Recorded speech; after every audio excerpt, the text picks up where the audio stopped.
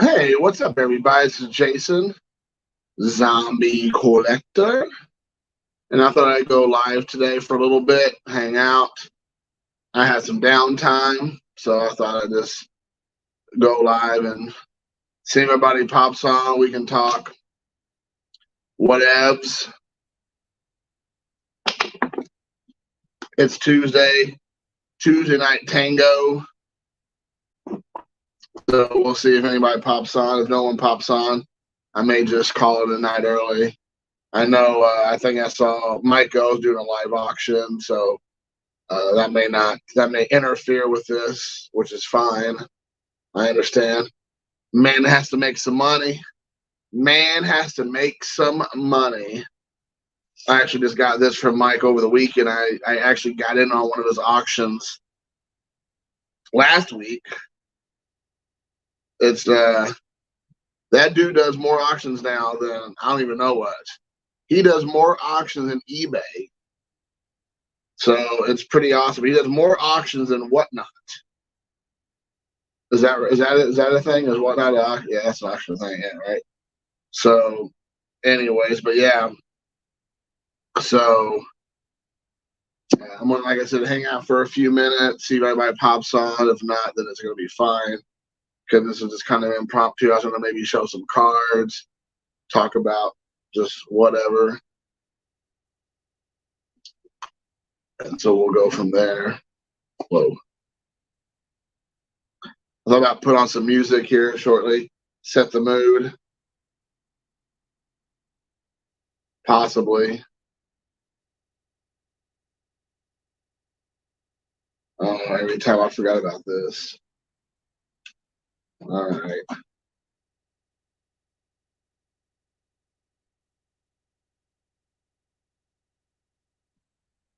Try to pull up some music. Maybe. Maybe.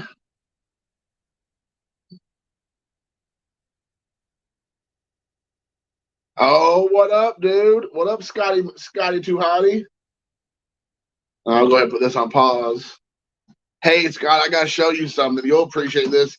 I went to Days of the Dead in Indianapolis this past weekend, and I got this. Maybe you probably did see it already because you're on my Facebook, but I want to pop it up here anyways. I want to show it off because I thought it was so cool.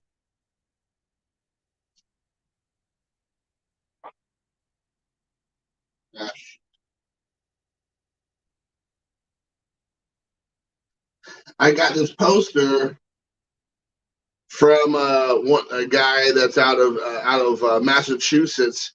He created this poster. Fright Night's my favorite horror movie of all time, and he created this poster. He had tons and tons of different creations of different kinds of movies, and it had like a really cool like a 19 like I don't even want to say like 50s vibe with like the Fright Night going across like that, and just the colors. Um, trying to, and then it says, "Prepare for the night of your life." And I thought I'd have most of the cast, everyone except, oh shoot, all of a sudden, Roddy McDowell is alive still. So I thought I might try to run and get everybody's autograph. Dude, it is. It really is. The guy, I will send you his information if you're interested, but he has tons and tons of, I mean, movies, of all kinds of movies. I mean, mostly, horror, but he has a little bit of everything. But when I saw this, I was like, dude, I got to get this. Him and his wife were such nice people. They were great. So I thought I'd pick it up. And it took all my power not to buy like 5 of these things and it blown like $100 just at his table. But kind of in hindsight, I should have picked up a few more. But if you like, they're 11 by 17. The quality of his stock is really nice on the poster. It came with his old holder, so he does it up right. But yeah, on Facebook, I'll send you his information, or I'll just tag you in his studio. It's called Christopher Butler Studios or Studio. But yeah, man, he's pretty awesome stuff.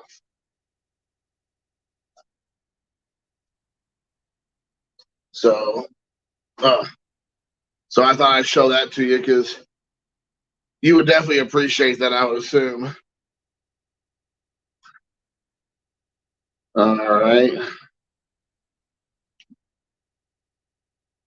We'll try to pull up some. It's easy to do. Yeah, it is, man. It's very dangerous. I don't blow all my money at these like conventions because that takes everything I have to have some willpower and not go nutso. So let me pull up some tunes possibly. Let's see here. What do we want to listen to? Uh,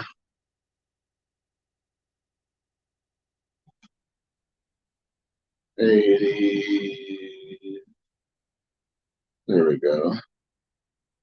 Once I get it up and running, we will.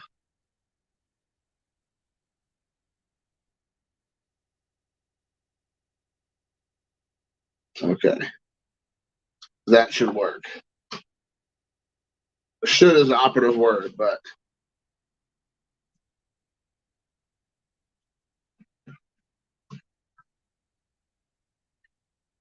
anyway. So yeah, dude, it was awesome. A cool convention. I met a lot of cool people. Um, and yeah, overall, it's a really great experience. So I don't have you ever been to a convention before, Scott? Have you ever been in your neck of the woods? Have you ever hit any of them up?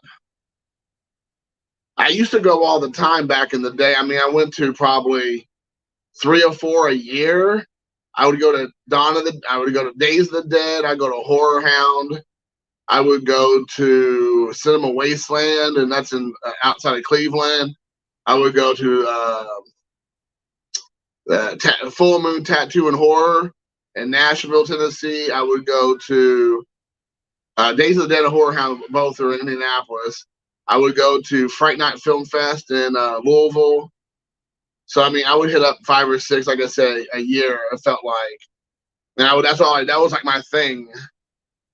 Back in the day, I would like do that. But then once I had my son, it just wasn't feasible. And then he's involved in so much sports, and that's when then they play on the weekends mostly. So that's when the conventions are going on. So I never can make it out to the shows because for me, it's not worth the drive to go for a couple hours or for a day. So now that he's older and his schedule has slimmed down a smidgen, and he doesn't need his own man around as much anymore. He kind of is doing his own thing, and he only needs me there at the actual game or games. He doesn't need me there like holding his hand like I used to, which I would never take any of that moment away ever. Once I still kind of long for those days to come back a little bit. I have a little bit more free time, so this weekend was perfect. I was just sitting around doing nothing, and a buddy of mine was like, "Hey, you want to go?" I want to go. I was like, "Really?" She's like, "Yeah, let's go." Like, all right, let's go. So we went and checked it out. It was her first time going. She enjoyed it. I told her I hadn't been one for years, so I didn't really. I mean, it doesn't really change. I mean, it's pretty much the same thing. Just the guests change typically. But yeah, we had a great time. It was a lot of fun. Like I said, met a lot of cool people. I made some connections. One of the crazy thing is, one of the guys was sitting at the table. I just walked by his table. There's a new movie that came out on Shudder. It's called Glorious. Oh, you've been to one in Maine? That's awesome, dude. Portland, Maine. That's really cool. It's called Glorious. If you have Shudder, I would check it out. It's not what you think it is. It alludes to it going to be some kind of movie that it's not. I don't want to even give anything away. But I was talking to the screenwriter, and just talking. He was kind of sitting by himself. He had a couple glorious. I'm going to show you. I actually have the poster.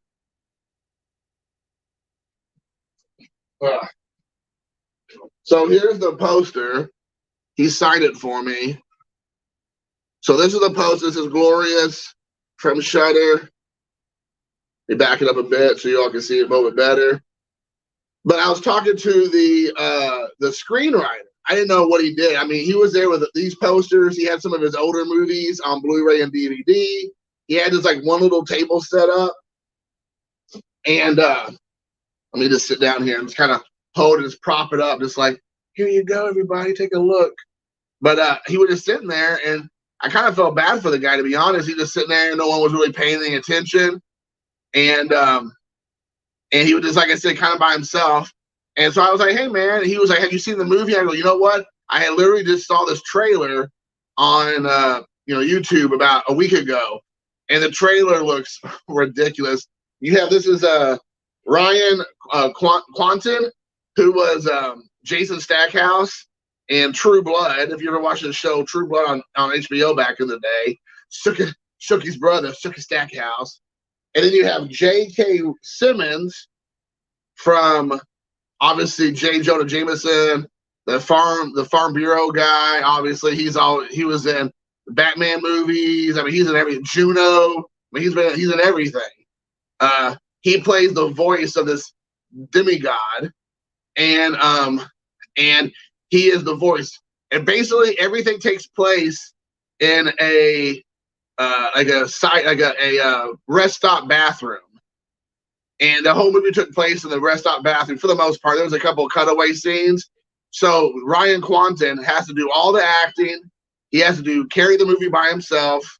And I'm telling you, it was actually really good. The reason why I'm telling people about this, or like telling me like you people, somebody who has some maybe somewhat interest, is that first of all, it's on Shudder. I think you can even stream it for free on some networks right now. It just came out. But anyways, the screenwriter and I started talking, and we just kind of hit up a nice little back and forth. And then I was like, so where are you from? Because he didn't have like a really big setup. Like you were saying, the first time you go to a horror convention, it's really awesome. It's overwhelming. But there's a kind of a vibe. If you're local, a lot of times you have like a little bit smaller setup because you just kind of throw everything in your car, and then you just kind of show up, right?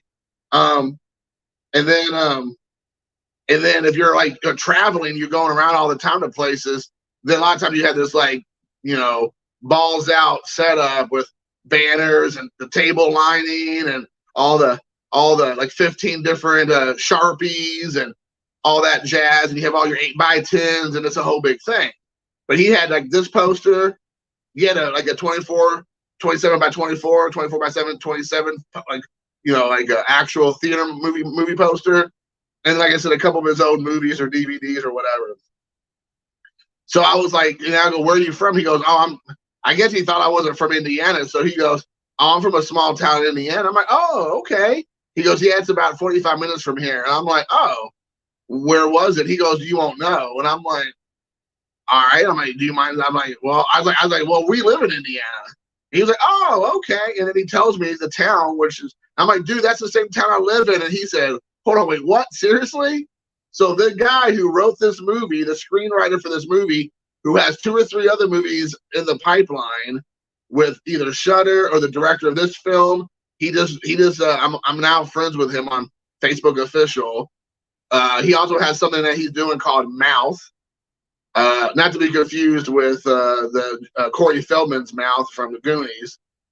He's doing another movie called Mouth with, I believe, the guys who, I forgot what studio it was. I want to say it was the other horror programming that's out there, not Shudder, but the other one. Anyways, he was telling me about it, and I was like, dude, I live in that town too. He was like, no way. And then he also is a co-owner of a brewery that's about 15, 20 minutes from my house. So he is a co-owner of a brewery called Scarlet Lane Brewing Company, which I've gone to a ton of times. He's also a screenwriter, and some of his projects are being picked up. So we kind of became like fast friends, and we hung out off and on the entire day, talking and catching up and just talking shop.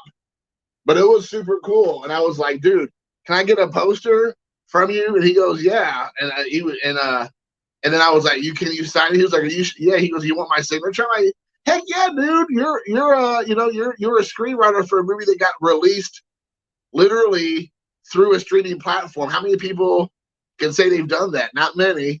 plus you're a local guy. I'll give you $10. I think he wanted $10. That's it. I'm like, dude, that's why I hadn't seen the movie. I just saw the trailer. So me and my friend who went with me, she invited me over, and so we ended up watching it at her house because she had Shudder, and I didn't have Shudder. And I was like, I'll just catch it in a little while. I'll catch it in a couple weeks or months or whatever. And she's like, no, just come on over. We'll watch it. And we watched it Sunday night, and it was great. I mean, it's not winning any awards, but it was definitely good for what it was. And for Ryan Quanten to carry the movie by himself, and for J.K. Simmons to be as hilarious as he was playing the voice of a demigod, it was really good. I mean, honestly, it kept my attention. I wasn't looking at my watch. I wasn't kind of, all right, how long is this going to go? It was really good. So, I mean, like I said, if you like, it kind of has that vibe, that weird vibe, like Mandy, the Nicolas Cage movie Mandy. If you've seen that, where it's just like you feel like you're in an alternate universe, it feels like it's been turned on its head and like unkiltered. I don't know if that's the right word, or not for sure what, but it just feels odd. Like it feels like it's from another planet. Well, that's what this movie is like. Again, the effects are pretty good. A lot of practical effects, a lot of visual effects, and again, done relatively well for a small budget film. The writing was really good. It felt believable. Like at first you're thinking the concept's so ridiculous. And he was telling me about it because I knew what it was when I saw the trailer. I was like, okay, this is obviously some kind of gross out horror comedy maybe. But then it is that in some light respects. But it kind of fast forwards through that what you think it is pretty quickly once the story gets going. And you're like, okay, hold on, wait. And I'm like, how many people were tripping on shrooms or LSD when they wrote this film? So anyways, the guy who wrote the film, Joshua Hall, is a great guy. I highly recommend it if you want to see a movie like that. It's very good for what it is. Again, if you're going to watch it for free on Shudder or whatever, then and it's a perfect time. It's like a $1.30. It's like an hour and a half or less. So they were smart. They knew not to have this movie like a 2-hour movie. It does not need to be anywhere near 2 hours, for sure. I'm bad about that. I always love to support. Yeah, I the funny thing is like usually, on air quotes tonight, I will walk straight past a independent film guy. I mean, I know it's terrible, but usually the movies look like crap. Because they'll have it playing on their tables. They'll have it like a Blu-ray setup or a DVD setup, like a little mini portal kind of thing, like a little mini setup. Or they'll have a TV now set up with like a flat screen, and you're watching it, and I'm like, nope, it looks like garbage. Sorry. And then a lot of times they're real pushy, and I understand they want you to spend your money on their product, and it's hard because it's like, do I want to go buy the new updated, Monster Squad on 4K? Or don't want to buy your shitty little movie that you made in your mom's basement for like $100. It's like, oh, let me think about that. So I know it. But they like real pushy. It's like when I used to live in China, they're like always getting on top of you, trying to get you to buy their stuff. And you're like, whoa, pump your brakes. Don't assault me. I don't want your stuff. It kind of felt like that. And there was this one table. There was a girl. And like everybody, if you go to these things, it's like a lot of people watching. People dress up in costumes. They kind of cosplay, whatever. And so this one girl was like in one of the independent film tables that came. I can't even remember the name of the film or the studio. But she was dressed up like a lunatic from like an asylum. And her costume was cool. Her makeup was awesome. She had some kind of like those like sharpened teeth that makes them look like all her teeth are like a shark or whatever, or like a barracuda. They're all like sharp. I think those are her fake teeth, but maybe those are her real teeth. I didn't know. But she never broke character the entire weekend, and she would make these like screeching sounds, like more like a siren, like from some sort of like horror movie, like a siren that's out of the water, kind of like a mermaid, but like the ones that like just make this siren sound where they're just like almost screeching. And she never broke character. She never looked happy. She never looked, and then she had like this blank stare, and she just looked like she's always like coming towards you, doing this screeching sound. And then when she would get close to you and do like that, which I'm not going to emulate, then she would like hand you a flyer. It's like, here, buy this movie. She doesn't say that, but she's like, or whatever. Here's the flyer, and I was like, all right, man. Like, I appreciate it. I appreciate the commitment to method acting that you're doing right now, but I'm not the one. I'm not your audience. So I'll take your flyer. I'll walk away, and when you're not looking, I'll throw it in the garbage. So, but yes. But he wasn't doing that. He just was chilling at his little table. And like I said, a lot of people just walking by wasn't really paying him any mind. And so I was like, I'll give him a little listen. I'll hear what he has to say. And I was really happy. Like we hit it off, and like I said, it was great. And it was cool that just in that short amount of time, I got to know a little bit about him. I mean, he lives literally right down the street from me. Like I could be at his house having a BBQ in like 2 minutes by car. Like not even exaggerating. So I'm hoping that we can kind of build some rapport, and then if I can support him in any way or whatever the case may be, that'd be awesome. So we'll see. But there was a lot of strange characters. There's a person dressed like from the Master Puppet Master. If you know the Puppet Master series, there's a guy dressed like Pinhead, which was awesome. He literally looked like a giant pinhead with a pinhead like this, and he had like the big arms, and he had the exact outfit. And that guy was already a big guy, so he just looked like this giant, like 6'8" pinhead from the movie from back in the 80s from Full Moon Studios. Some are the worst. Some are, yeah, you're right. Some of them are worse than car salesmen, 100%. What up, Henry? Henry, I've been watching some of your. I've been trying to get caught up with your videos, Henry. Yeah, I love that. I love that series, man. It's so great. There's a couple crappy ones, which is the same for every series, but overall, it's a pretty fun series to watch. Some of it, like I said, is garbage, but overall, it's pretty good. You're gonna do three good You're gonna do 3 good nerds picks for your favorite movie fictional baseball players contest. I've never done a contest on my channel, Henry. That's true. I've never done one. I think there was one time when I hit 500 subs, which has now been 3 years, because I kind of just flatlined once I hit 500, because that's when I was building all this momentum. And then I think I hit a little over 500. I was 520, 530, something like that. I can't remember exactly. And then I went and dropped Napalm Bomb on my channel and went fully nuclear. And so all the momentum I was having, I think I was at 550 or higher, was and then ever since then, I never really built any traction, because I was talking about, which I still will do, I'll talk about movies, which I'm kind of doing now, showing physical media, doing new movie reviews, but I'm kind of going back to the cards, because I still enjoy that. I've always enjoyed it. I kind of hated that I wasn't able to share that with people as much as I did. And here I got some cards right here. Maybe I'll show some, but I'm building that traction again, so we'll see. I mean, who knows? At the end of the day, I do this, like I said, just for kicks and giggles. If people come on and enjoy it and want to hang out and talk or watch my videos, great. If no one does, it is what it is. I got in a baseball uni for that video. Oh, okay. Well, is that a recent video? I gotta see this. I gotta see this video of you wearing a baseball uni. The guy that was, I was gonna tell you, Scott, the guy who Tony Campella or Campanella, the saxophone player from the Lost Boys, he was there with the saxophone, and he was every picture he was like this.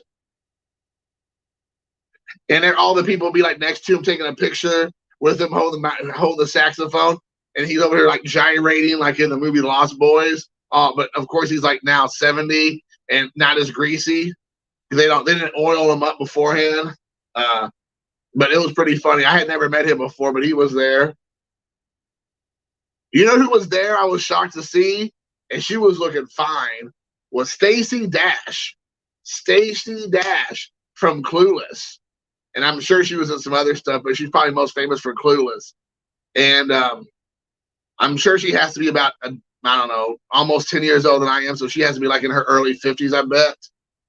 Or early, man, she is still drop dead gorgeous. I was like, wow. Who knew? Who knew? So, yeah, I was surprised. Nobody was at her table, because she's not really a a horror fan or a horror movie actress. I don't know why she was there, but she was there. I almost wanted to go get her autograph, but I was just kind of like, eh. I didn't get any autographs the whole weekend. I just couldn't justify because everybody now is like a minimum of $40. $40 to me, it has to be somebody I really want to meet and I really want to get their autograph. Back in the day when it was 25, now that I'm a lot more financially well off than I have ever been in my entire life, I'm by no means rich, but I'm very much more in a financial stability than I've ever been in my entire life. And I'm very grateful for that. Very blessed. You know, if people were $25, man, I'd be just like I'll be at the club. I'll be making it rain. I'd be getting everybody's autograph. But when you start charging 40 minimum, some people were like 50 and 60, and also that $40 sometimes doesn't come with a picture. It comes with just the autograph. You have to pay more for some of them to just do a picture with your own camera. So I had my friend, and she was holding my phone and take a picture of me and the celebrity I was with. Like if I literally just like went over to the table like this and put my arm around them, they would be like, "Oh, that's an extra $20." Sometimes it was double; it'll be 40. And sometimes they give you a deal and made the whole thing like 60. And I was like, "What? $40? I like you, Stacey Dash." And I would love to get the chance to talk to you for a minute or two because there was nobody there, so I'm sure I got a chance to talk to her. And she's a conservative. That's why she kind of doesn't work anymore. She had the audacity to not follow the Hollywood playbook, so she got bounced years ago. But yeah, I mean, she was there. Charisma Carpenter from she was in Expendables. She was in Buffy. I think she was also an Angel. She looked smoking hot too. I couldn't believe she looks better now than she did back then. Her and Stacey Dash were sitting next to each other. I was like, oh my gosh, this is fantastic. Dash is 56. Wow. 56. That means that she is, 11 years older than I am? Holy smokes. She does not look like she's 56. She easily looks like she's in her mid-40s. Wow. And I mean, she looked all natural. She didn't like she had any work done. She didn't look weird. I mean, who knows? I wasn't staring at her that hard because I don't want to be like a creeper. But she's a good-looking woman. And then Charisma Carpenter was there, so that was cool. I paid, yeah. Well, I got Gunnar Hansen years ago before he obviously passed away, and I got him when conventions started becoming a thing, because before it used to be this like kind of Fangoria, and maybe a couple other like East Coast or West Coast shows, and that was essentially it. There might have been a couple in Chicago from time to time, but those were usually like the big name stars that would come out like once or twice a year. And it would show up and you would pay usually a lot more money, but they were like recognizable star names that were in like all kinds of like big TV shows and movies, and they would come out just for kicks and giggles for like a 1-day show or 2-day show.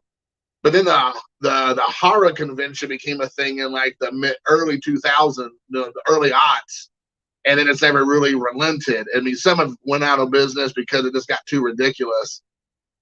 But overall, they pretty consistent. But I remember I got Gunnar Hansen back in the day, I think for 20. And then I think after you bought 1 or 2, he signed 1 or 2 for free. I can't remember. One time Gunnar Hansen came and sat with me at a breakfast in the morning. He was like, "Hey, do you mind if I sit with you?" And I was like, "Sure." I was eating with Ken Foree. Ken Foree was Peter Washington and Dawn of the Dead. Him and I became good friends, and we would talk on the phone on a regular basis. I actually helped him get a movie somewhere in Eastern Europe. I was almost like his, like, well, I don't even want to know what you call it, like a liaison. But he liked me so much. He was like, "Hey, man, can you do some research about this movie and see if this is like a legit company? And you think they're really gonna, you think it's a good thing?" And I was like, "Sure, man." I mean, that was before my son was born.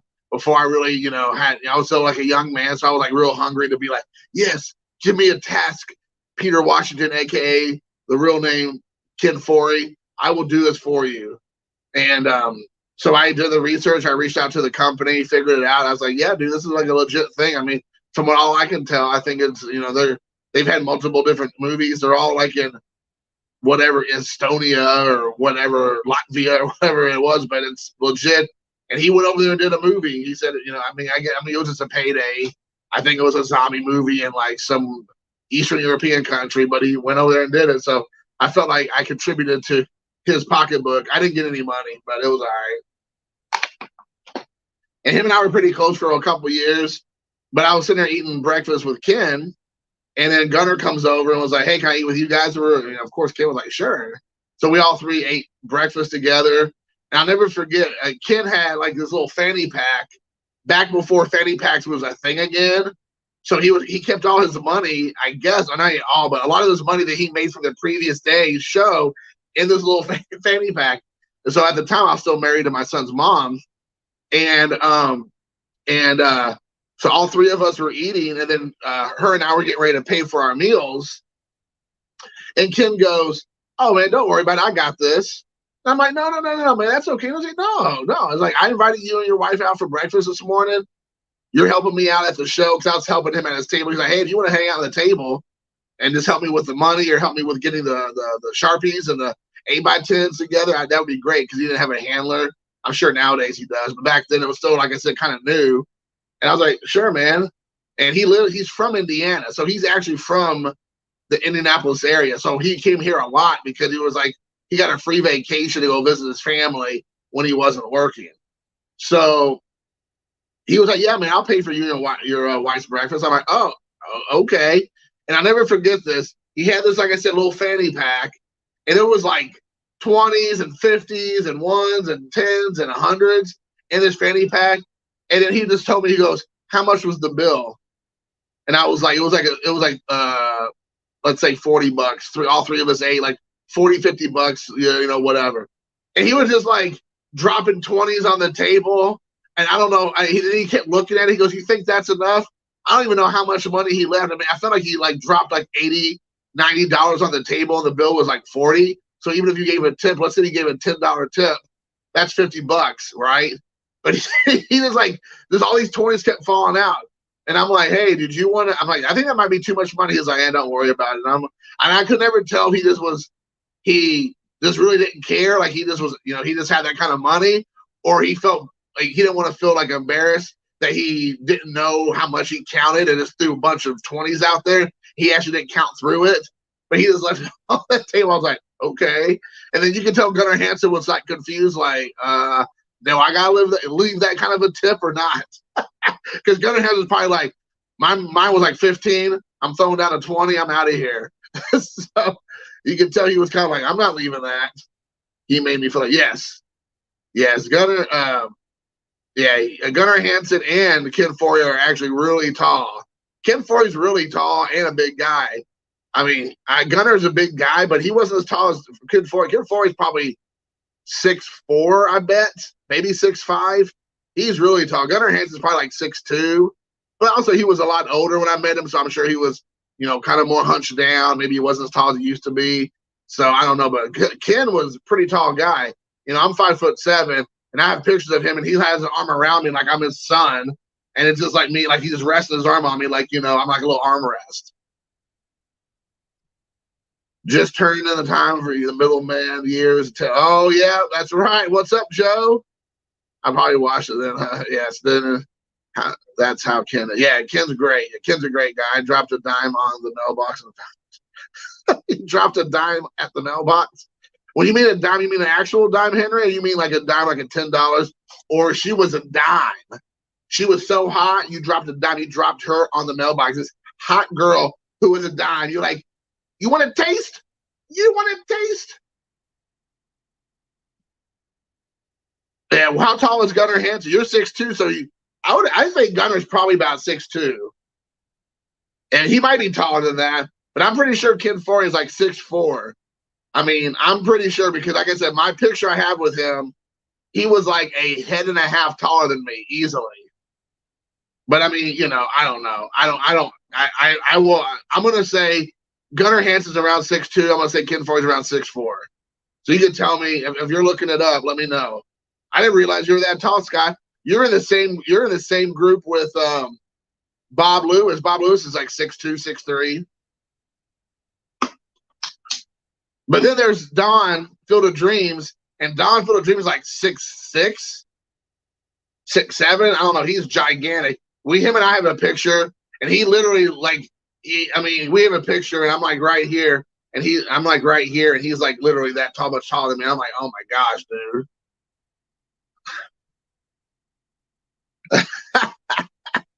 That's how Henry rolls.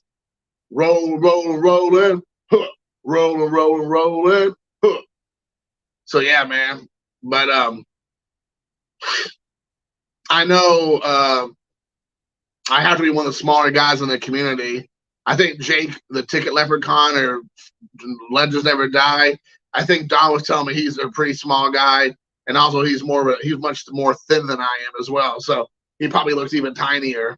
But I hung out with John Mangini a couple weeks ago. John's probably like 5'9", I bet, maybe 5'10". He wasn't much. He wasn't. I mean, he wasn't like giant. Way over me. Bob Louisville is a freak. Yeah, he definitely is. And then Sean stealing second. I'm taller than stealing second. Or him and I are the exact same height. Stealing second. I like to call him sloppy seconds. I hung out with him a couple of times. I'm trying to think of who else in the community I've hung out with. Him, Jim. He's probably about 6 foot at least. Yeah, Raphael. Who else? Yeah, there's a couple of guys, but of course, I think JT, Triple Crown 24, he's probably like 5'8". He might be just a smidge taller than me. So yeah, but it's funny because most everybody's around-ish the same height. But then you have like apparently you, Scott, but then we have like the Dons and the Bob Lewises who are just, giants. So yeah. So anyways, it is what it is. Oh wow, okay. Gunner was 6'4". Maybe in real life he was 6'4", but by the time he started doing the shows, he was real grandfatherly. So he's probably more hunched over. But I mean that makes sense because if he's kind of hunched over, you're going to be more like 6'2" because you're not going to be your full height. And then Ken, which is what I said. I thought Ken was like 6'4", 6'5", which sounds about right. So I was pretty accurate. That was pretty good of me. I haven't seen either one. Well, obviously Gunner's passed now, but I haven't seen either one of them in like, I don't know, close to a decade, I bet. The last time I probably saw him was like, it was 2023 now. So probably 2015-ish. Yeah. So yeah, Henry, you and I, you're obviously taller than me, but we're in the same boat-ish. Not overtly tall dudes, but I mean, again, obviously it's no surprise for me. I've been short my entire life. So it's not like at 44, all of a sudden I'm like, it's a problem. It's just like, it's the reality. I've been trying to tell my son that since he was first day he hit kindergarten. I'm like, son, you're never going to be tall. Everyone's going to be taller than you for the longest time. Now you will end up getting taller than most girls eventually, but at first they're going to be taller than you as well because girls grow faster than boys, and they're usually right out the gates taller. But eventually you're going to catch up with them and be taller than most, not all. But most of your guy friends are going to be probably not your height, especially nowadays. They're going to be probably a couple inches taller than you, if not, quite a bit. And it's funny because now he starts a freshman year this coming year, and now he hangs out with all his friends he's been friends with forever. And they kept getting taller and taller and taller than him. And now they're like legitly like 6 foot tall. Like a lot of them are like 5'11" to 6'1". And he's just like, hey guys, don't forget about me. So yeah. But I've been telling him to be prepared for that since forever. So just to try to prepare him for what that's going to look like. So, hey, guys, what is going on? Anybody have any topics? Anything we want to talk about today? Any what's the word I'm looking for? Any hot takes? Any thoughts? Any insights about the baseball season? About whatever? I know talking about movies and horror films and specific directors, actors, and whatever is not everybody's cup of tea. I totally understand that. So switch it up a bit. Anybody have any topics they want to have to talk about? I can go supernova on and cause people to lose their minds because I am happy to oblige. So wow, I'm already at 40 minutes now. It started out kind of slow. Nobody was in here, and I'm like, all right, it's going to be one of those nights where just, there's only a couple people or no one will show up. We had up to 6 people here, and then now it's down to 3, which is totally fine. as most people know, I can just talk to this wall over here and watch the paint dry, and I can have a conversation with it. So make sure you smash that like button. I mean, that's what all the cool YouTubers say. Smash, jiddle chop, wushu, kick it. Tell your friends, tell your neighbors, tell your priests, your rabbis, your mullahs about this.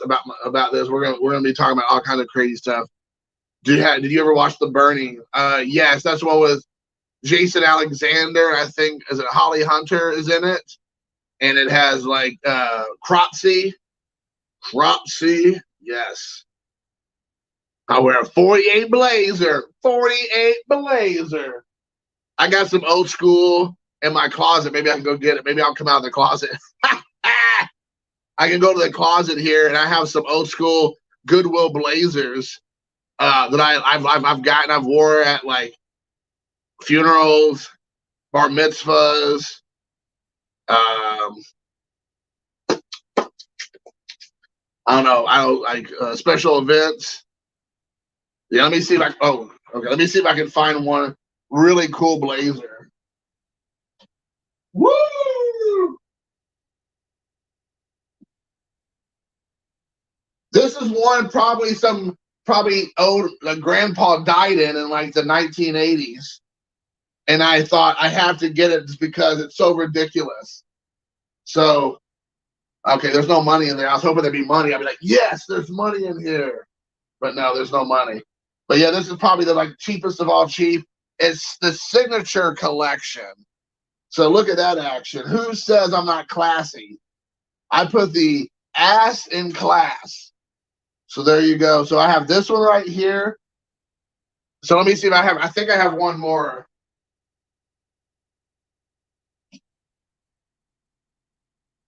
Now this one's a little bit more fancy schmancy.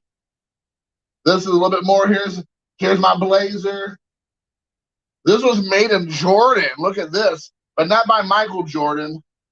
I haven't whipped one of these out for years. Uh-oh, I do have something in here. What's in here? Oh, it's just a button. Brr, I thought it was going to be money. I was like, yes, money.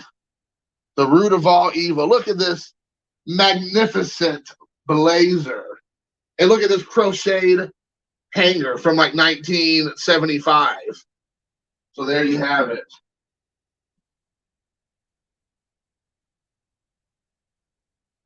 So who said I'm not classy? What's up now? Woo!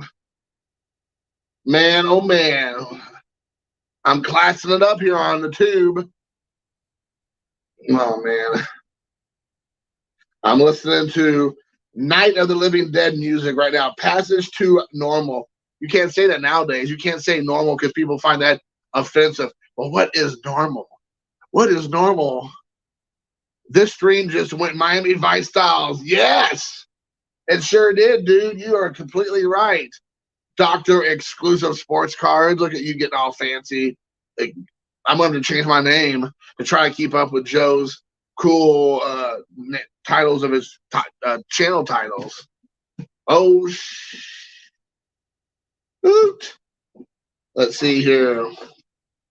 Well, okay. Let me see if I have anything cool to show off. No, I need to. I got that from Bob. Haven't met you, Jagoff. So yeah, haven't met.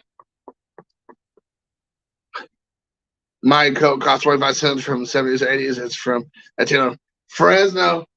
Dad coat, you know it, man. I do not like to dress up. I never have. I've always been what's the word I'm looking for?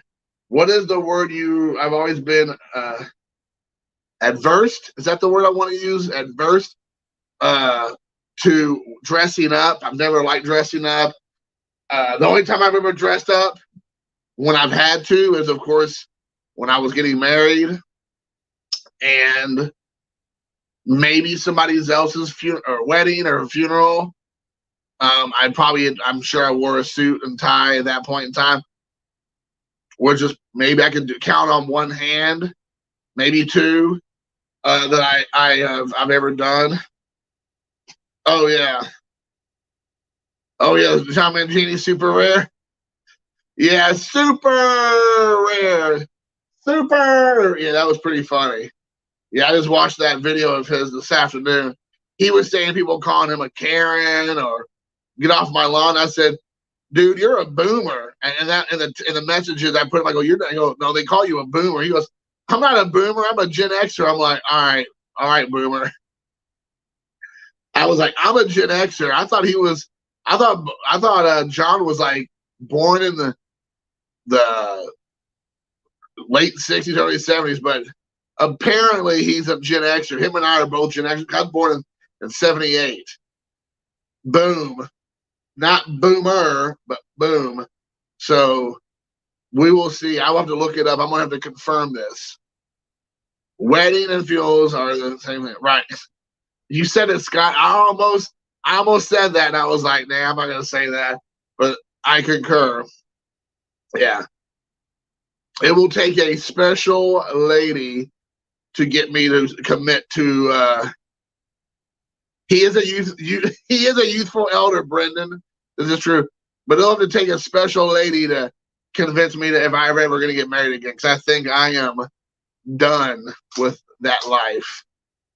It's possible. I know you don't never say never. If you watch wrestling, you know never say never, because that's guaranteed to be something that's going to happen. Something will change your mind and you'll do it.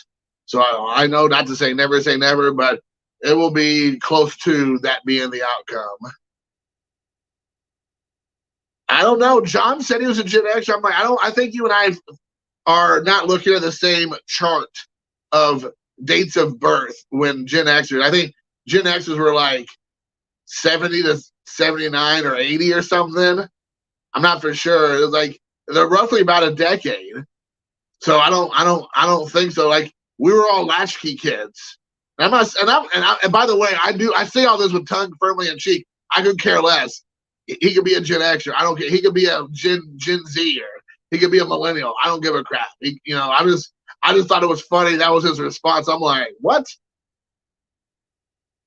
So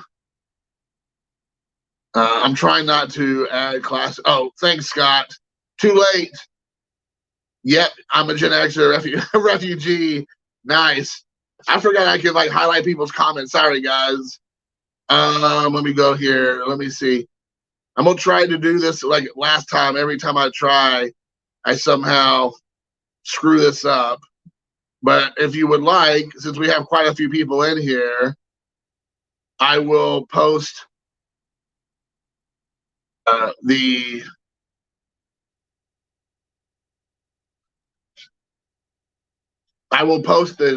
if you want to hop in and go live with me, then you can. There's the chat StreamYard, and we can talk one-on-one if you want. I mean, no pressure to anybody. But we had this a minute ago, right before I put that comment in there, we had like 8 people in here. So I was like, oh, we can switch it up a bit and get somebody in here with me.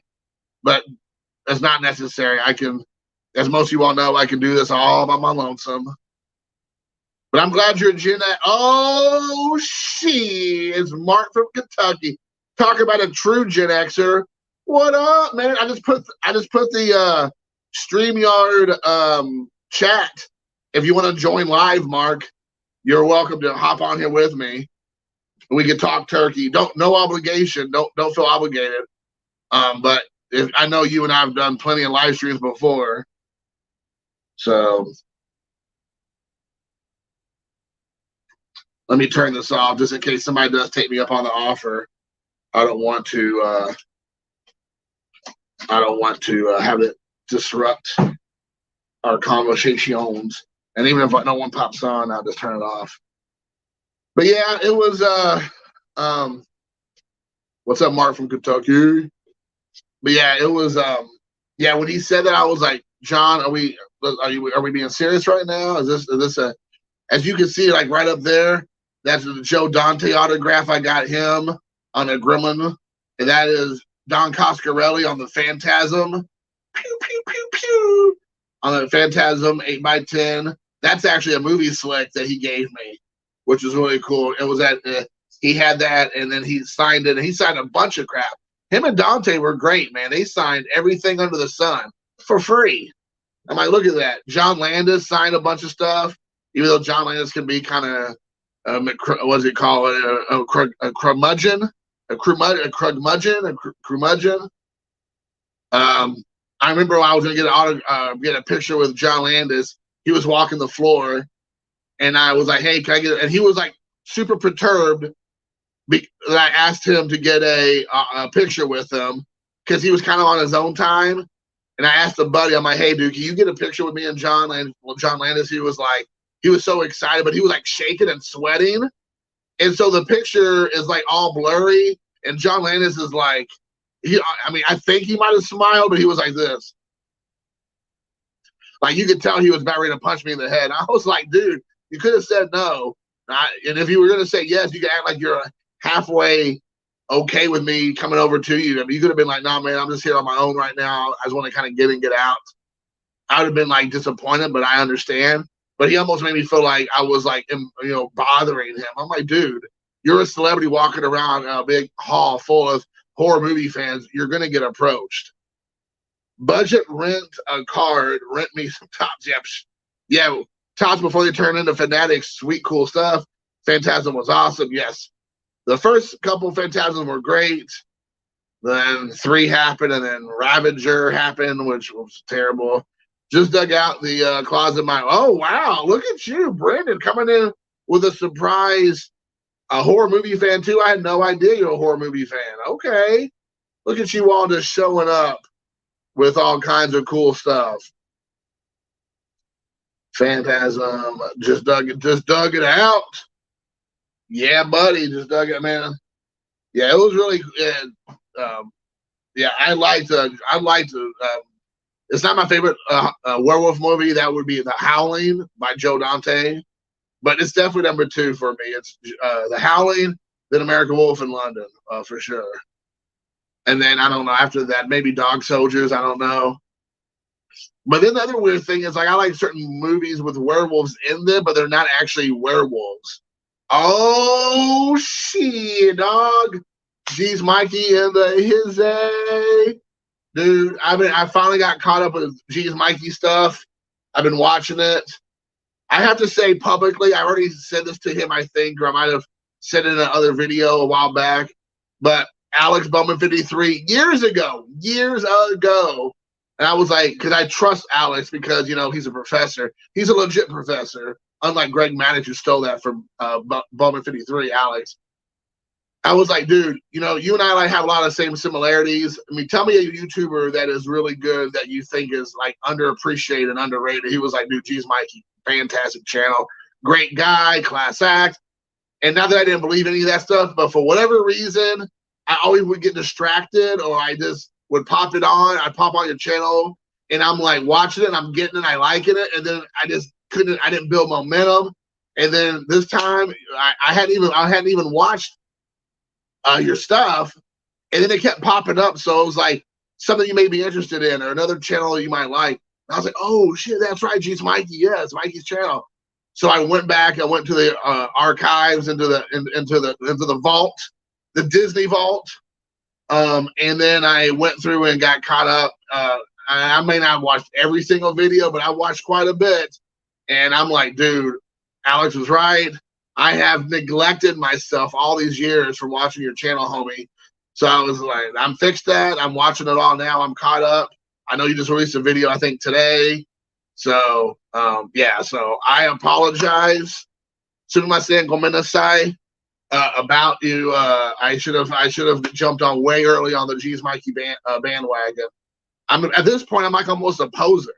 I'm like, oh yeah, man, G's Mikey's so cool, dude. He's like, it's awesome. Check out his video where he like bumps up against the like the baseball, like, outfield wall or whatever. They're like, yeah, dude, he's been doing that for years. And I'm like, oh man. I'm just a poser, but I got to say it out loud. What up? Yeah, Wolfen was a good one. Silver Bullet, another one. I like the werewolf in Waxwork. I like the werewolf in Monster Squad. All right. Let's see. I've got a real copy of 1969. A real, not a REAL, but a REEL. Nice. Real copy of 1969. Oh, should have played with dead things. Whoa, dude. For real? You must be way. I didn't realize you're that much of a horror movie fan. I gotta. Do you talk about that stuff on your channel? I thought you were a sports card channel. Apparently I must have. I'm giving you the G's Mikey treatment. I'm thinking I'm watching your stuff and I'm not. So I need to fix that. So yeah, let me know, Brendan. Mikey in the house. Yep. Yeah, good footage, Pasa and Henry. Yeah. Yeah, dude, of course. Mikey, yeah, I'm sorry. Lo siento, mi amigo. See, I'm trilingual. People, I look like a stupid, cracker, which is not too far from the truth. But I can have some culture a little bit once in a while. ¿Qué pasa? Oh shit! No, I have not seen the stripper video, dude. I need to see that. When was that video? Send it to me. If somebody knows, send me that. I think you might have my email. If not, it's in my YouTube thing. Maybe we're friends on Facebook or something. But I gotta see that video. So yes, laugh out loud. Have you seen the video? Stripper video I did showing baseball? No, I have to see that. That has to be at the level where Cesar Pepino Man got naked and jumped in the pool and then got like banned from YouTube for a week or something years ago when he stripped down naked into his like birthday suit and then jumped into his like in-ground pool at his house or whatever the case may be. And I remember watching that video and going, who the hell is this guy? Did he just do a sports card video where he takes his clothes off and jumps into the pool? Like, what am I watching? And then I found out this guy was awesome. So yes, if I see nudity and now stripping on my baseball card videos, count me in. I'll be your Huckleberry. I've got feet in both worlds. That's great. What a coincidence. I do too. Yes. Yeah. Wrestling, film, mostly horror movies, and then baseball cards. Now that I don't have enough crap I'm going through already, I already got to spend so much of my money. I'm going to start selling plasma, sperm, something. I'm going to do something. No, nothing like that, but it's an actual shipper. Oh my gosh, yes. Yes. Oh my gosh. I have to see that, Mikey. I have to see it. It's a must. That is cracking me up, dude. Yeah, man. Pepino Man's always entertaining, no matter what. He is the only, and I will give Cesar credit. All right, awesome. Thank you for the link. I'm gonna copy it. I will give him credit. He is like the one and only YouTuber. You know how people? I don't know if this is still a thing. Cause I haven't sent one. I haven't received one in forever. Which that is not me requesting a care package. I think they're called. I don't know if they're still called care package. I don't know what it is. Anyways, but back in the day, that was like everybody was sending out care packages or receiving care packages. That was like a whole big thing, which was great because the community is so generous, right? But Pepino Man sent me one. And I remember I did it live. I actually did it in this room up against my window. It was like outside, like facing a cold snowy day or something. But it was like a live video, and it wasn't like I didn't really like sit down and really like show off the cards. And he put a lot of thought and effort into it, which of course I appreciate. And I guess in his mind, and in hindsight, I agree with him. I didn't really give it the due respect and appreciation it deserved. And he sent me a message that was like, yeah, man, I was not really feeling that video you did. I mean, he like kind of made me feel like, I didn't care, which was not the case. But I kind of got that vibe. I mean, I kind of agreed. I was like, yeah, you're right. I just kind of like random live stream. I was kind of showing stuff. And then I was just kind of like done with it. And it was not because I didn't not because I didn't appreciate it, not because I didn't care or was appreciative of what he done, because at the end of the day, it's all things that he could have kept or gave somebody else, sold, whatever, and he didn't do that, right? And then the more I thought about it, I've seen so many people, not recently, but years ago, that would get care packages that were really nice, or even if they weren't the best cards in the world or what you might have collected or whatever, it might be like kind of like this weird one-off thing like when Henry sent me like half naked like Chippendale guys at the pool with the like thong bikinis on. I was like, what is happening right now?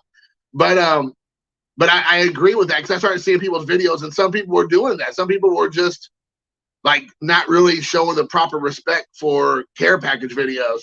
So I agree that, you know, it's a very important thing to do. But I appreciated Pepino Man for doing that because not a lot of guys would have had the balls to say that. They'd be disappointed and maybe upset or frustrated, but they wouldn't have said anything. But he did say something, and after that, moving forward, I always had shown proper respect. I sat down and did an actual video, show the cards a little bit better, like kind of talked about the cards, and not just like boom, boom, boom, boom, like a live stream. But I mean, I appreciated that because if you didn't do that, maybe I would have kept going. All right, one of your favorite cards, or one of your favorite videos. I got to see it, dude. I'm gonna watch it. I promise. I watch it. I never saw the pet video, but he showed some. Oh, yes, he did. How to enjoy your baseball cards in a binder. Nice. Cesar is only like a year older than me. I thought he was 56. He's only a year older than you. Yeah, yeah. He's a great guy. He's a great guy. He's just like an authentic dude. In a world, or at least in America, filled with a bunch of fake people trying to be something they're not, Pepino Man is definitely not one of those people. He is 100% who he is. Like, no matter if the camera's on, no matter in person. Him and I would talk on the phone on a more regular basis a couple years ago, and like he'd be like in the drive-thru and getting a Starbucks or wherever, and he would just act the exact same way he was in a video that he did on the phone. I mean, he just was like a real solid dude. So yeah, I appreciate guys like that because they're kind of sometimes hard to come by. Some people try to present this like kind of perfect or like great image, and that's just not real life. That's not the real world. Like, everybody makes mistakes. No one's perfect. You know, like you're not gonna be always have your stuff together. Sometimes you're just gonna have days where that's not the case. It's okay to project reality and not like this false or fake reality. Pepino Man is a good person. Always a fun time when I hang out with the guy. Not stop laughing, but he really is a quiet guy. Yeah, and I've heard that from people. People said like when he did like the national. I don't know if he's done more than one. I can't remember, but when he did the one from a couple years ago, I think in Chicago, people will say like that's the first thing you notice is like in real life, he's not as over the top as he is in his videos, which that's true. I mean, he's in his element. He's at a home. He just has a camera in front of him. He's just being him. You know, he's just being goofy or whatever. You know, you do that kind of thing in public, that kind of over the top thing in public. I mean, you might not rub the people that you're around wrong because we're all used to it and we actually, you know, find it funny. But the public the John Q public people might be like, hold on, what is this guy's problem? Why is he acting like that? You know, so who knows? He might get spray painted. He might get like pepper sprayed in the face by some Karen. So it's probably best that he keeps it a little bit cool, a little bit more calm. Pepino Man is cooler than the other side of the. Yes, he is cooler than the other side of the pillow. This is a true statement, for sure. Yeah, another side of the pillow. That's awesome. I don't think I've ever heard that before, Mark. That's pretty funny. I'm looking out my window, and there is like all these fireflies all over the place. It's crazy. Like I don't know if I've ever seen this many before. Maybe they've been getting busy. My plan is to go to the national. Right now, I'm trying to find a place, or either an individual or a couple people who are let me crash with them. Of course, I'll help pay for a room, or I'll pay for something like I'll help do something. But the person I thought I was going to be going with backed out, or they said they already had other plans. I can't remember. It's been a while. And then one of the other people I thought might be going said he's not going to go this year. And in the past, he went. So unfortunately, I'm kind of down to like I really don't want to go to Chicago and pay for a room by myself, like $300 a night. I really don't want to do that. So if I can crash with somebody, great. I will obviously pay my fair share.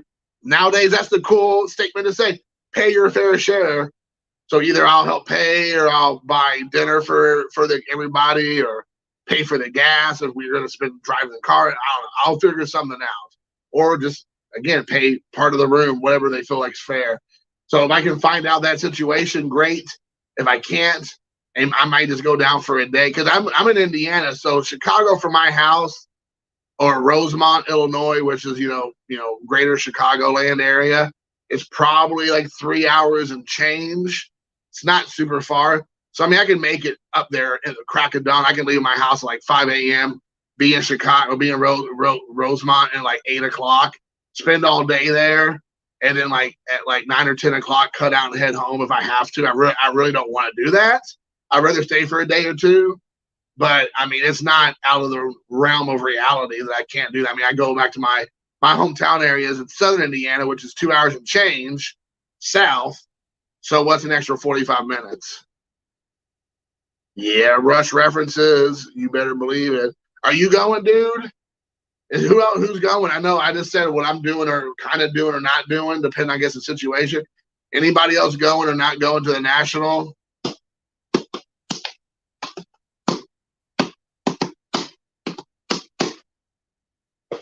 Hope that wasn't too loud on the old boob tube. On the old boob tube.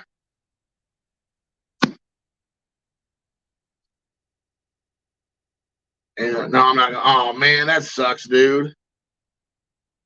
Geez, Mike, you're not going. California's so big, Chicago feels like it's on the side of the yeah, man. Once you leave Chicago, once you leave California, you're probably not. You're gonna realize you probably should have left years ago. You're never gonna go back. We'll accept you here in Indiana. Who's your hospitality? Bring yourself. I don't know if you have a family. Bring your family. We welcome you to Indiana. I'm saving myself for the next Mint Collective. Nice. Save yourself. You should save yourself. Oh my goodness. So yeah, that's the plan. I'm gonna try to go, but we'll see. Like I said, it's not that deep for me. If I go, it'll be great. I wanna go. I have zero interest in going and spending money there. I mean, I'll pay for a ticket to get in, of course, but I have no interest in buying stuff at the National, unless I'm just finding some hell of a good deal. But I do not need to go to the National to buy anything. That's the plan, to leave California later on in life. Yes. Well, I don't know what you do for a living. Maybe you make a great living in California. But I am telling you, all my friends and family who've moved out of California, it was the best decision they've ever made. So, and they have more money in their pockets and their banks than they ever had before. I'm just saying, you seem like a great guy. I would love for you to go and try the Indiana strip clubs and do your card videos there. See if it's any different. I'm not going, not a place to go when you need a lot. Yes, I agree. That probably is more difficult to get around. Just watched it. Those ladies were doing them. Get some rollins. Yeah, rolling on the river. Yes, I will probably be. The thing is, I mean, of course, I'll buy some cards if I see stuff I want.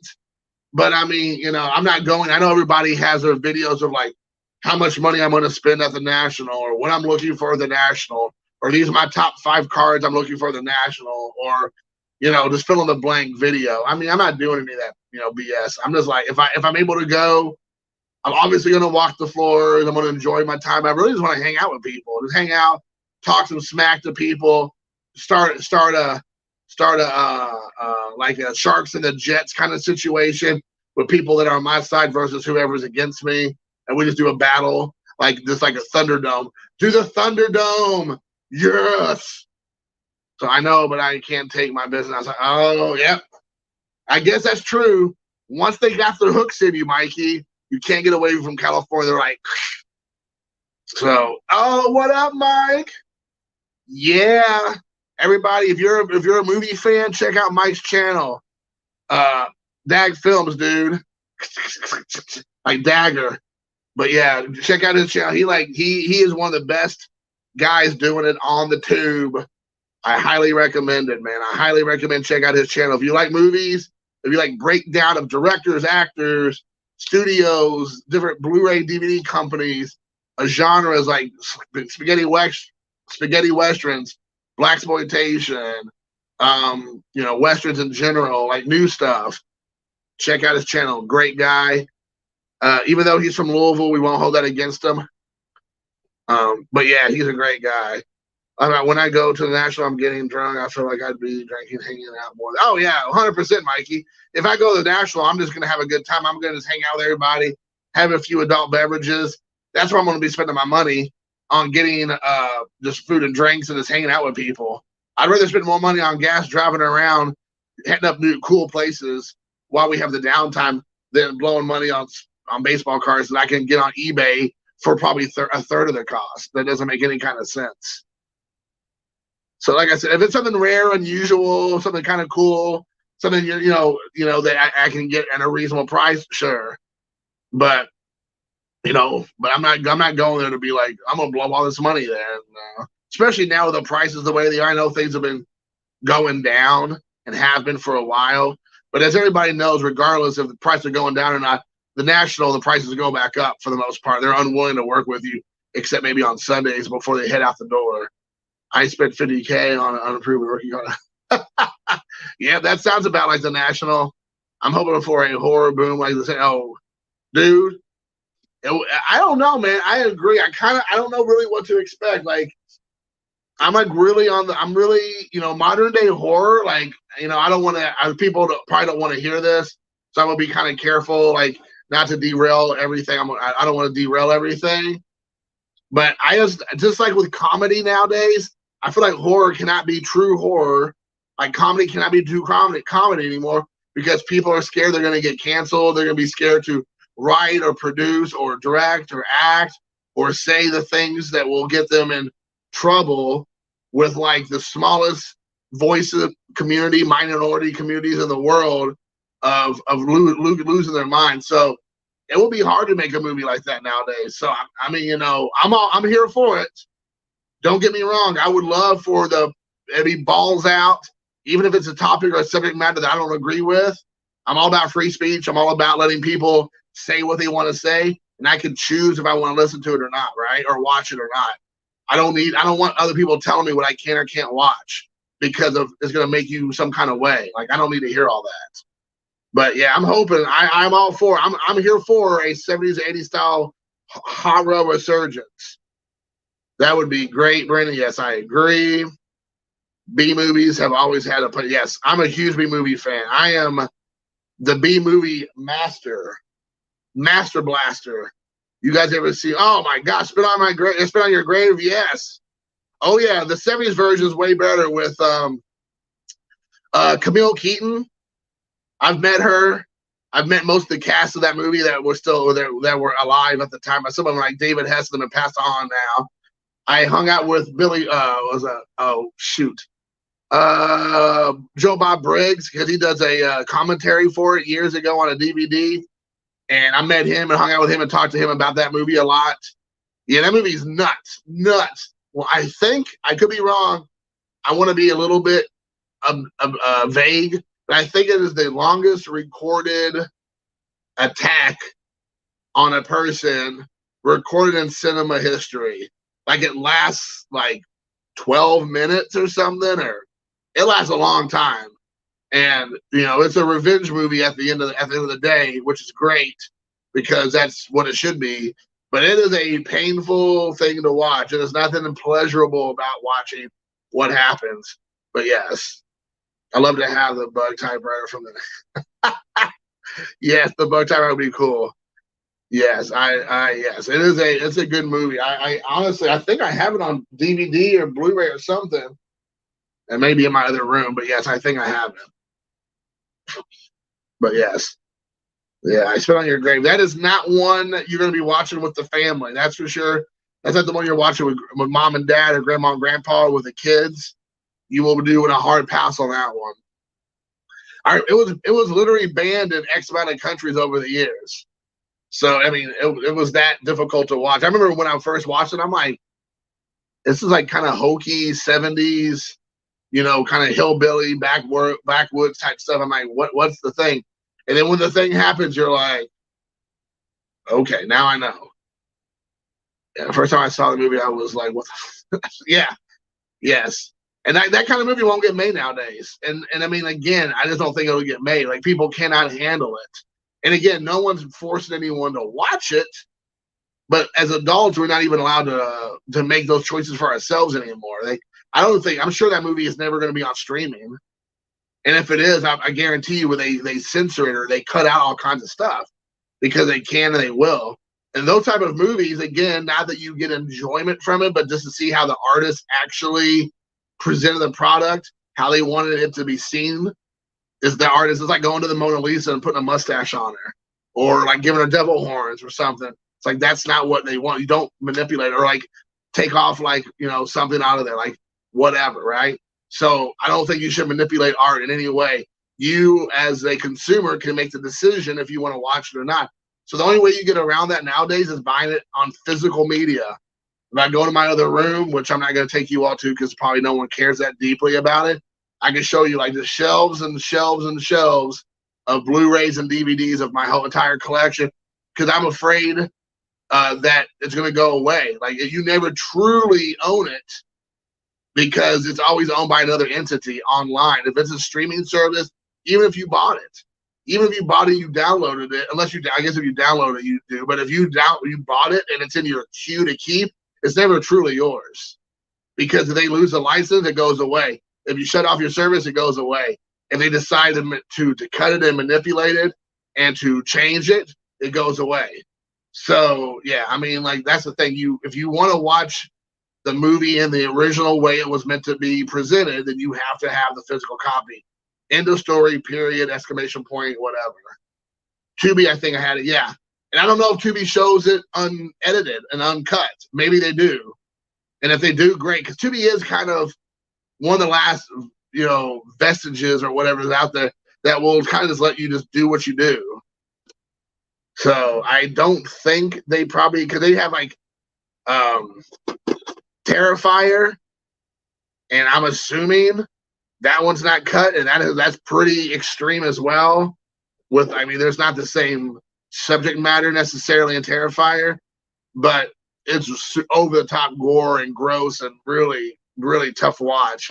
And I think they let you watch the entire thing unedited. So they may do that for I Spit on Your Grave. I don't know. All right. Are you going to the theater to watch the new one? No, I have no interest. I mean, I cannot support movies by Disney in any capacity. I can't do it. I mean, I refuse to do it. I just cannot do it. So it's terrible. I want to, but I will spend 0 pennies on a movie theater, or I'm sorry, a movie from Disney for the foreseeable future. It could be the most amazing movie ever released on film, or nowadays it's on digital. I think they don't even do film anymore unless you're Quentin Tarantino.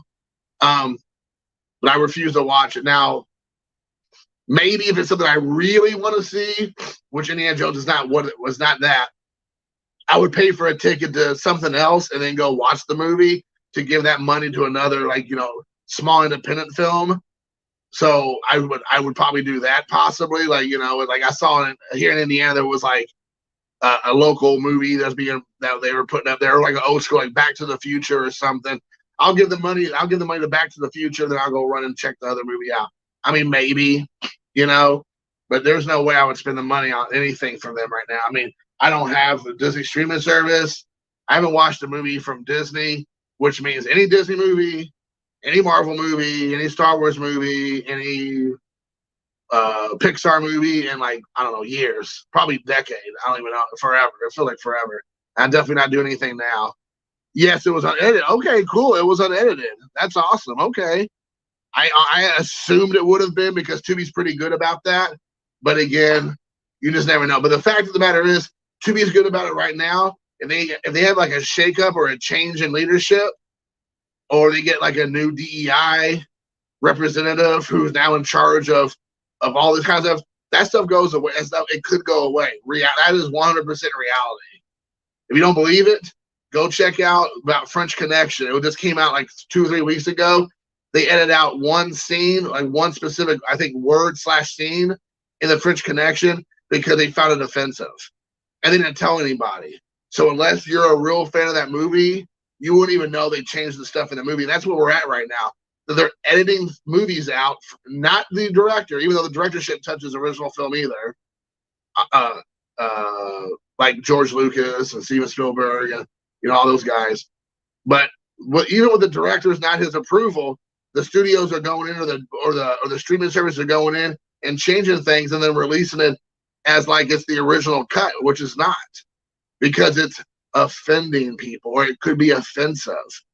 It's like, what are you doing? Like, leave stuff alone. Like, I just don't understand. That's like going and listening to a Nirvana song or a whatever song, fill in the blank song, and then they cut out certain things, because they find it offensive. Like, you wouldn't do that unless unless it's like, playing on radio edited version. But if you're paying for it, like you're paying for the Blu-ray and it's not coming across as edited, what are you doing? Like, you're lying to the consumer. So yeah.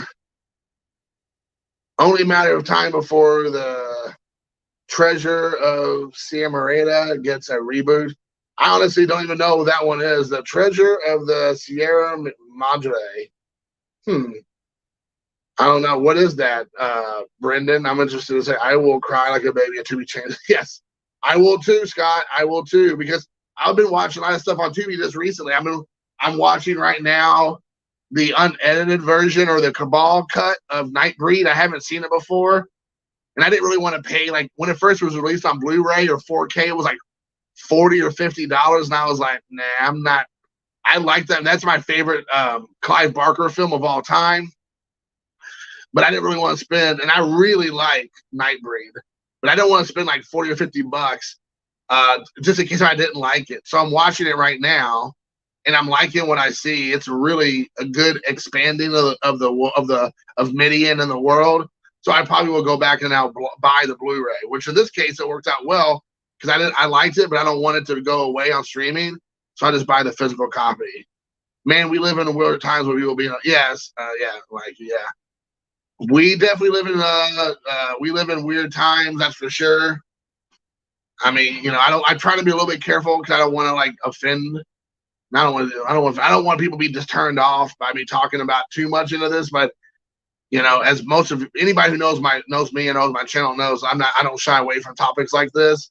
It's just frustrating because if you did this in any other form of art, it would be unacceptable. You cannot go in and change the American Gothic painting. You can't do it. You can't change a Rodin. You can't change, a Picasso. Like, people would lose their minds, and rightfully so. You can't go around changing music, but it's okay to change TV shows and movies unbeknownst to the consumer and not tell them about it, or put these flashing like pre-cards up before the movie. Like, this movie was made in a time that is today's society would be not appropriate. It could be hurtful and mean-spirited, but we were going to show it to you anyways. It's like, let people make a decision. People have the literal internet in their hand every single day. They can type in Nightbreed and then be like, let me read a review about this movie. They can read like reviews that people have given about the movie. They can read the synopsis of the film and then make a decision. We don't need the studio or streaming service or whatever to do that for us. We haven't had it in the past. And I remember America used to give, like, the UK, England, so much garbage and crap, rightfully so, because they would censor so much stuff in Europe. They would have, like, I think they're called the nasties, I want to say, the video nasties, I believe. And they would censor stuff all the time in the UK. And now we are literally doing the same thing. An American population used to give the UK such a hard time saying, why are you censoring our films? Like, just let them play. No one's forcing you to watch it. And they would censor films. And that's why you'd have that problem for years. And then now America's literally doing the thing that we would be getting on them. Like, other studios was giving on them to say, don't change my film. Now we're doing it to said films. It really is shocking. Oh, it's a noir Humphrey Bogart film. I have to check that out. It sounded familiar, but I didn't realize it. Great film. One version of Nightbreed is crazy expensive. Yes, that's the one I was talking about. Maybe that's the one I was seeing. I was like, I can't afford to pay for that, or I can't justify it. But But now that I've watched about half of it, I know I want to see. I know I want to get it for my collection. Well, now Andy Warhol did paint the 1984 Top Speed Rail Car. Yes, yeah, I've seen it. I was in Pittsburgh. I've seen a lot of Andy Warhol's paintings, like his original paintings in Pittsburgh when I was there visiting YouTube Hall of Famer Bob Lewis. And yeah, I mean, can you imagine the Warhols being censored? It's unbelievable. I mean, even Warhol's films back in the 60s, and probably the 70s, I would assume too. Like, you know, can you imagine going back and, like, you know, censoring those movies? Well, they would do as movies, I'm sure, but not as paintings, I would think. That'd be unacceptable. So, I mean, it is, who knows? Yes, you are correct, Mikey. Yeah, freedom of speech is dead, unfortunately. I wish it wasn't. We're just lying to ourselves at this point if we actually believe freedom of speech is not dead, because if you say something that someone doesn't like, you can lose your job. You can lose. You get kicked out of school. You can be kicked off all social media. You can be essentially canceled. You know, so that's not free speech. That is censored speech, because somebody else might not like what you have to say. It's crazy. It is absolutely nuts. The thing is, back in the olden days, if somebody said something I didn't like, I would be like this on with my clicker, as my grandma used to call it, clicker. I'd be like, and I would change the channel. That's what I used to do. And guess what? It worked just fine for, I don't know, every generation up until recently. No one is forced it. It's not like everybody's doing like a Clockwork Orange and forcing you to watch it like this. Like, you can't stop watching, like, no, you know, at your milk bar. You know, that's the thing, is no one's forcing you to watch it, listen to it, keep it, download it. No one's doing these things, but we're acting like we're trying to control people and censor people. Oh yeah, we censor way more than the UK does now, 100%. Yes. I mean, I don't want to get too far off the rails, Brendan, but essentially, you can go back to the Obama administration is when it started. So if you go back to that, that's when people were who didn't believe or didn't see the same things that from other people's point of views would start making it like taking it as a personal affront, and that's where we started this at. And then it like went to hyper supernova levels when the Trump administration started, because then that was a way to get rid of people that didn't agree with your points of view.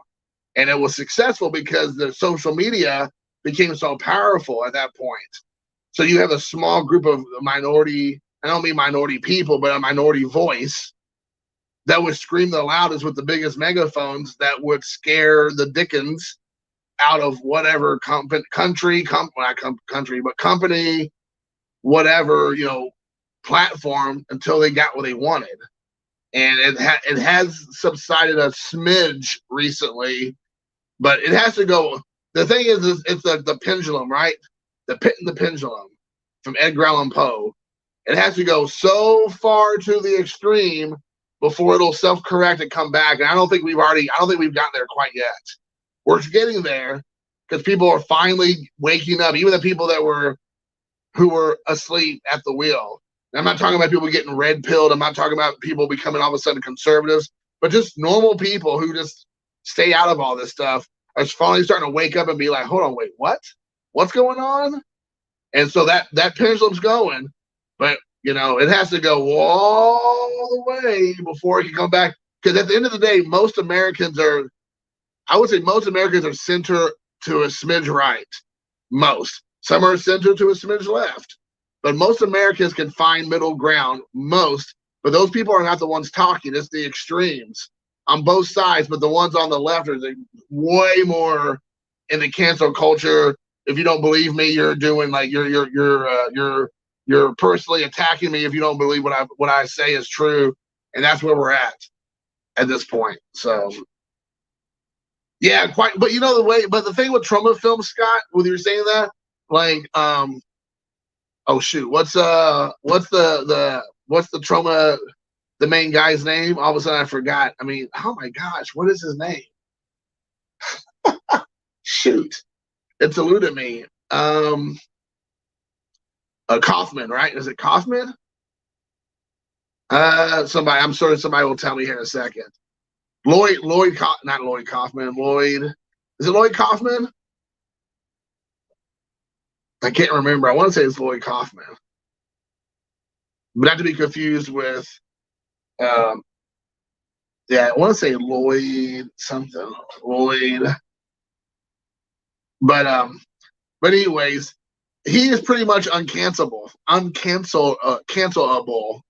So yes, I don't think there will be much. Yeah, Lloyd Kaufman. Okay, I was right. I had my moments. See, I had my senior moment. But yeah, Lloyd Kaufman doesn't give a crap. He's been this way, which is funny because he used to be. If you watch his old stuff back when he did the VHS days, back in the olden days. And it was good hanging out with you too, Mikey, man. If you're heading out, thank you. Yep, peace out, dude. But if you remember Lloyd Kaufman back in that, he would be railing against what he considered the conservative movement and conservatives in general. And now it's funny because those aren't the people who are coming for him or his movies or his freedom of speech. It's his people. So how the tables have turned. And you don't really hear Lloyd Kaufman talking about it all that much, but he's a smart guy. He knows it ain't the conservatives coming for him in his movies. When the fringe becomes the mainstream, who can tell the middle ground? Right. That's true. That's the reason why you have people like Bill Maher, who sounds like he's a conservative now, which there is no way Bill Maher's a conservative. But even Bill Maher, who is probably the most extreme liberal that was on TV at the time, is now sounding like he's like a sane person, which is like mind-boggling. Like Russell Brand is another one. You're like the Russell Brand sometimes like says so many things. He's like going a mile a minute, but even stuff he says that used to be so extreme sound like rational thought because the people they subscribe to, the ideology they subscribe to, have went so far over to the extreme. They sound like they're conservatives or something, which obviously is not true, but it comes across like that because what you were saying, the fringes have become such a mainstream like push so far over that now you have the quintessential like old school, I think is it called Bulldog or Blue Dog Republic or Democrats are like almost all disappeared at this point. So yeah, Lloyd Kaufman, yep. Thanks again, geez, Mikey. Mikey, thank you. Yep. Are you talking about Bill Clinton? I'm assuming, Bill, when you say Bill is an old school. Hold on, wait. Oh, Bill. Oh, right. Yeah. Bill Maher, yes. First, I thought you meant Bill Clinton. I was like, I don't think so, dude. But yes, Uncle Lloyd is awesome and one of the best guys I've. Yeah, Lloyd's cool. Oh, here we go. Doug from Boston, what up, dude? It's time to flex. Dougie, the man of the man, the legend of the legends, the Jason, that Voorhees checks the yeah. Another YouTube legend, YouTube Hall of Famer, Bowman, 53. Yeah, Bill Maher, dude. But yeah, whoever would have thought we live in a society now, where Bill Maher is like actually condemning his own people. It's unbelievable. I mean, that is the world we live in. Like the Joe Rogans and the Bill Mahers and the Russell Brands of the world, who are like actively talking to their own people and like going, "What are you doing? Like, wake up! You know, like you're taking the country off a cliff. Like, what are you doing?" But like I said, it has to go all the way. It's just gonna have to, because until it affects you directly, the people in power, that they're not going to do anything. Until it affects you directly, they're not going to do anything. That's just the reality of it. So until it comes and takes a shit right on your doorstep, then you're going to be like, everything's fine. It's all just peachy. It's all just, rainbows and cotton candy and all that. Correct, Doug. That's what that's true. I mean, I know you and I probably differ on a lot of stuff politically. We've talked offline. But that's true. I mean, when you make people like Bill Maher, who has historically been a super liberal guy, but like again, center left liberal, and you make him look like he's on the right, you know the wheels have fallen off of what your messaging has been, because now, like I said, Bill Maher looks like a conservative, and it's like, how's that possible? I mean, like he's literally has shows now where he's like ridiculing and bringing attention, and just like a complete, like an utter shock of what he's seeing from his party, or quote unquote. Yeah. And let's be honest, really, at the end of the day, no matter where you fall on all these topics politically, now social issues may be different, but politically, until it affects your pocketbook, you kind of vote the way you want to vote because it aligns with your ideology for the most part. But when it starts affecting your money, it starts affecting your family, it starts affecting your way of life, then that's when you start going, whoa, whoa, whoa, hold on a minute. And then you start realizing, who is doing this to me? What party, what individual, what thoughts, what policies is happening? How is this affecting me and my family? Then all of a sudden, generally speaking, not always, people get a little bit more conservative because that's tend to be the way it rolls. But not always. I understand there's nuance to all this, but generally speaking. But unfortunately, some people will cut off their nose and spite their face. I mean, that's just the world we live in, at least in the American world we live in right now. So people would rather cut off their nose and spite their face in the situation. Also watch Club Random Throw. Yeah. I mean, like I said, I mean, I enjoy it. Yeah, me too. Until recently, Doug, I was the same way. I would usually vote conservative, like Republican, in the like a presidential election. But locally, I'd vote whoever I thought. No party, Libertarian, Democrat, of course, Republican. Of course, I would vote all kinds of ways because I'd have more. I feel like you have a little bit more control of that because you see more, but local affects you directly. So support local. Get involved locally. It will directly affect you, right, and your family. So I'm a lot more involved in that as far as like like school boards, like your town councils, your mayors, your governors, your senators, your House of Reps. I'm a lot more involved in that because it affects you directly, your family. So I tend to vote for, like you said, who I think is going to do the best job. I've voted all kinds of people before. I've even voted for Harambe before. Harambe, you were gone too soon. So I mean, I voted for even a dead gorilla. So I mean, it happens. I didn't think he was going to get the elected. I didn't think he was going to get elected, but I gave it a shot. So I'm always dicks out for Harambe, but it just but when it comes to unfortunately, kind of like what Bill Maher has been saying, but what people like myself have been saying for the better part of a decade at this point, it's so far over now that even your local elections, like if you don't vote more conservative, they're literally involving stuff to your direct family that you may not want to have your kids involved with, or you don't want to be involved with. It literally makes a difference. It's crazy. I've seen it at the local level with my own eyes, involved in campaigns, trying to see people get elected for that very reason. So it does affect the people directly. So if you're letting things happen to you and your family, then you're the part of the problem, unfortunately, because you need to wake up and look at how it's affecting your family directly. So yeah, Doug, you know what's up, Harambe for president. If you're going to run for president, I'm going off the grid. Yes, going off the grid. Hey, what up, Joey? Selling cards. I wanted to be. Oh yeah, it's over here somewhere. I have that card somewhere over there. Freddie Freeman, 10. Bang. Yeah, who knows what that? Other than I know Joey knows. Bang. That's right. As you should, Scott. As you should. I'm gonna have National Baseball Card Day. So that's gonna be my running platform. Everybody can get involved in that. Everybody can do that, right? That's something that no matter what your political background is, everybody wants a National Baseball Card or Sports Card Day, right? So yes. No matter what your no matter what your economic background is, you will get a free pack of cards. Everybody gets a Hank Aaron rookie card. You get a rookie card. You get a rookie card. You get a rookie card. That is going to bring people together. So yes. But yeah, so yeah, I mean, it is what it is, guys. I mean, we all know situations.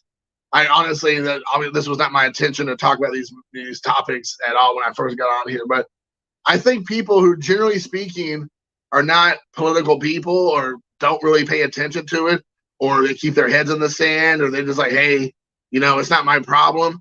Those people now are waking up and saying, hold on, wait, it is my problem. Because it affects them directly. It affects their pocketbook. It affects their bank accounts. It affects their children. And if you're not paying attention, it literally will come for you and your family, and you may not want what's coming for you and your family. And that's the scary thing. So it's important to keep yourself aware of what's going on. I bought a box of Hobby Donruss and didn't realize how trash it was. I got it. Cruise autograph. Oh, that's cool. At least you got a good card out of it. How trash it was. Nice. But at least that's the autograph to get right now. I think he's still pretty fire. Let's go. Sports card, so not offended. Yeah. Yes. Yes.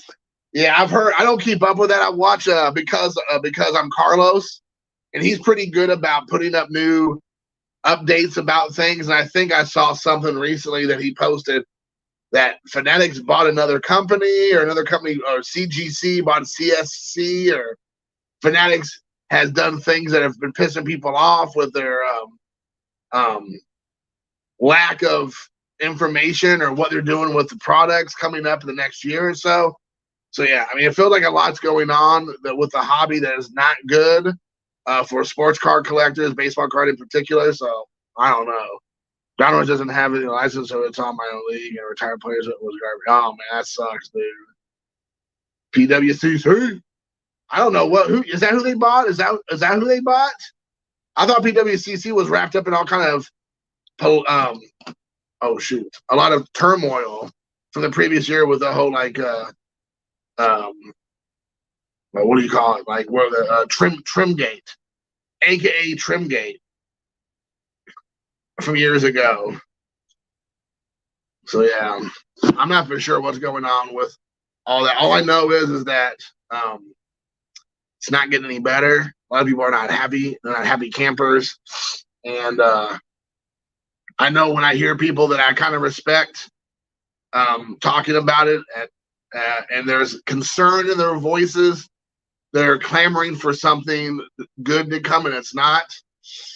Well, maybe we better buckle up, buckaroos, because it might be a bumpy ride. Under new management, yes. I have a Blylev and Refractors 391 if anyone wants it. Yes. Oh my gosh. That's hilarious. I didn't want it when he was alive, let alone that. Yes. Oh man, that's a good one, man. That is a good one. Oh my goodness, that's hilarious. It's cracking me up. So with that, Doug, I think you left us with a good point to just take a break from here. All right, guys, I really appreciate everybody watching. We talked about horror films. We talked about censorship. We talked about freedom of speech. We talked about politics. We talked a little bit about what I was going to say. I guess that's it now. My mind's frozen. It's frozen up, so I'll just leave it there. So, guys, I really appreciate everybody hanging out. I appreciate everybody showing up.